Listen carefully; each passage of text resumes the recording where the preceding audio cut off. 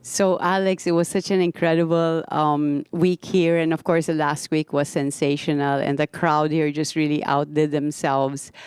So, aside from you making a huge name in the world of tennis, the Filipino fans have now become really famous. So, if it's okay, if you can address the Filipino fans, and if it's okay to ask her to do it in Tagalog. Okay. Yeah. Maraming salamat mga kabayan sa lahat ng ginawa niyo para sa akin ngayong linggo dito sa Toronto, dito sa Washington, at sa lahat ng ginagawa niyo para sa akin.